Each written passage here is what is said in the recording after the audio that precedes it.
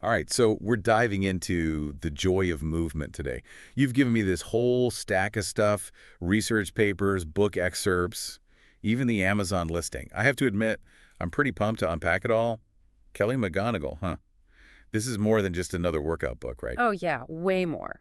It's not just about how to exercise, it's about why. Like how it changes our happiness, resilience, even courage. So are we going to try and make sense of all this research you've dumped on me, or what? Well, we'll definitely try. McGonagall starts off with something everyone seems to know about, but nobody really gets the runner's high. Oh, okay, I've always been curious about that. Like, is it real or just something people make up? In the book, one runner, Scott Dunlap, says it feels like 2 Red Bulls and vodka, 3 ibuprofen, plus a $50 winning lotto ticket. Haha, right. Some people describe it like that, super intense. Then others talk about it almost like a spiritual experience. So which is it? What's the science actually say about what's happening in our brains? It's pretty cool. See, it's not just about endorphins, those feel-good chemicals we always hear about. Research is pointing to endocannabinoids also being a big deal, and they have effects that are kind of like cannabis. Oh, wow. So that explains why some people describe feeling euphoric or like their senses are heightened when they run. But why would our bodies even produce something like that during exercise? Think about it from an evolutionary standpoint, right? Back in the day, our ancestors who could run for long distances, chasing down prey or escaping danger, they were the ones who survived. And if that came with a super pleasurable high, well, they'd be more likely to do it again. So we're basically hardwired to get a buzz from endurance running. That's wild. But do all animals get this runner's high, or is it just us humans? Actually, that's where it gets even cooler. They did studies on dogs and ferrets. Get this. Dogs who, like their wolf ancestors, are built to run long distances, they get the runner's high.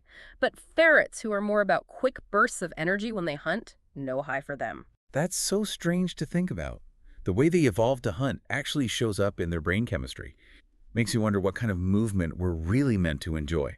Is it that long, peaceful jog, or something more intense like sprinting? I know, right? It really makes you think, are we moving in ways that actually tap into those ancient reward systems, The ones that are supposed to bring us joy on a deeper level.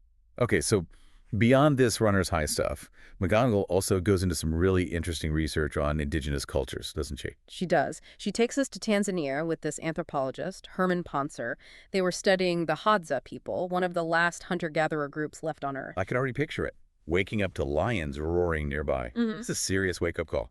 And a very different kind of morning workout than most of us are used to. Totally. Their whole life is different. They're moving for hours every single day, hunting and gathering food. And here's the crazy thing. They have almost no heart disease, anxiety, or depression. The stuff that plagues modern societies. Whoa, that's incredible. It really makes you think about how much our lifestyles have changed, and not for the better. Of course, we can't directly compare, right? But it makes you wonder. And studies in modern societies, DO, show that the less we move, the worse we feel, mentally and physically. It's like McGonigal says in the book, the average person needs almost 6,000 steps a day just to avoid feeling down and dissatisfied with life. That's a lot of steps. Most people don't even come close. It is a lot. And it just highlights the fact that we weren't meant to be sitting at desks all day long. Our bodies and minds need to move. It's like it's woven into who we are. Okay, so we've talked about the runner's high and those amazing Hadza people. Yeah. But what about the rest of us? We're not exactly running marathons or hunting in the savannah. How can we tap into that joy of movement in our everyday lives? Well, that's where McGonagall really gets into the emotional benefits of exercise, right? It goes way beyond just those feel-good chemicals.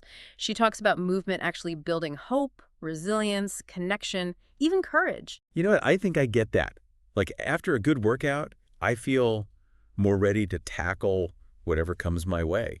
Totally. It's like when we physically push ourselves, we get tougher mentally too. We learn how to face challenges, and that feeling of accomplishment, it can spill over into everything else we do. And it doesn't even have to be some solo thing either.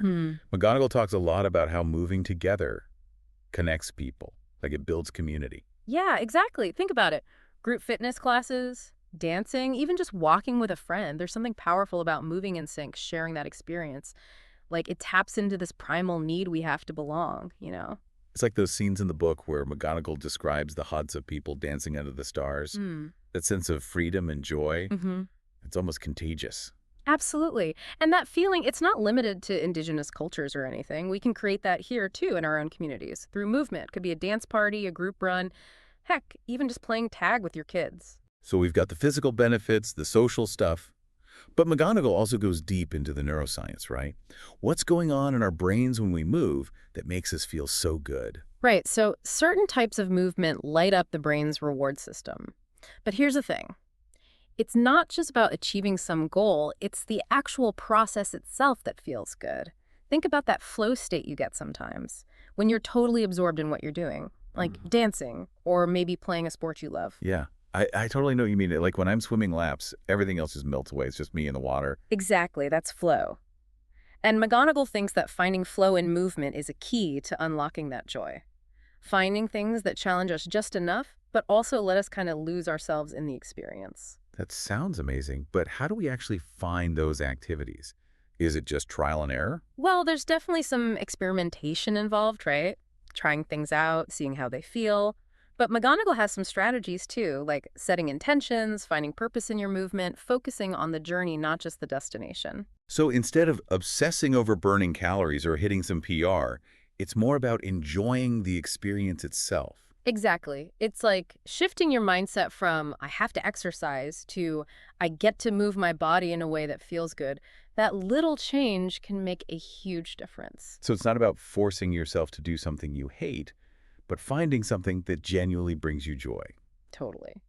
But remember, joy isn't like this constant state, there'll be days you just don't want to move. Or a workout feels more like, well, work, that's normal.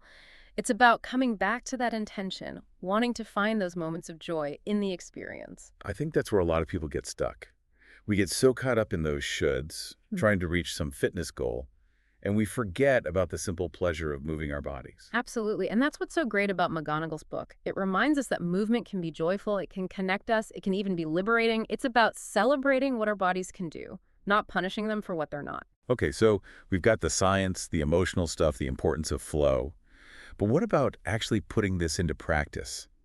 Any tips from the book on how we can move more in our daily lives? McGonigal is really big on this. You don't have to become a marathon runner or live at the gym, right? Even small changes make a difference. Like taking the stairs instead of the elevator, or walking or biking to work. Exactly. It's all about weaving movement into your routine. Maybe you dance while you're cooking dinner or take a 5-minute stretch break every hour at work. Little moments add up. I love that. Not a total life overhaul, but finding those little pockets of joy throughout the day. McGonigal also talks about the power of rituals, right? Oh, yeah. Rituals are huge for building good habits. Your morning yoga, your after dinner walk, that weekly dance class, whatever works for you. I've definitely found that having a set time and place for my workouts keeps me consistent. No more guesswork, so I actually do it. Makes sense. And rituals don't have to be complicated or take forever either. Even something as simple as putting on your walking shoes as soon as you get up can signal to your brain, okay, time to move. This has been amazing. Really eye-opening. We've only just scratched the surface of the joy of movement, haven't we? There's so much packed in here. It is dense and so interesting. I think it really makes you look at exercise differently, right? It's not just about checking off a box. Yeah, exactly. It's not about burning calories or some arbitrary fitness goal. It's about, like you said, connecting to that deeper joy, like something primal almost. Totally. And realizing that movement, it's part of being human. It's how we experience the world, express ourselves, connect with each other. Okay, so our listeners wrapping up this deep dive, Yeah. maybe out on a walk, who knows, maybe dancing around their living room. What's that one big takeaway we want them to remember? The biggest one. Maybe that anyone can find joy in movement. Doesn't matter how thick you are, where you come from, any of that.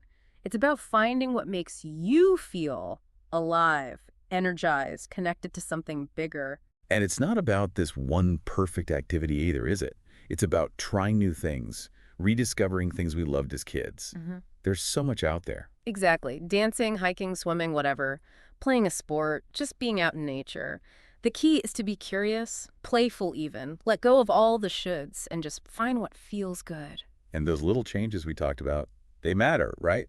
We don't have to run marathons or Taking the stairs, walking more, a little dance break. It all counts. It really does. So last question to get our listeners thinking. Something to ponder on their own movement journey. What should it be? How about this? What's one small change you could make today to move more? Not for fitness, not for anything, but pure joy. Ooh, I like that. Simple but powerful. It really gets you thinking about how we approach movement. Totally. And we want to hear your answers. What are you going to try? What brings you joy? Let us know. Until next time, keep moving and keep exploring.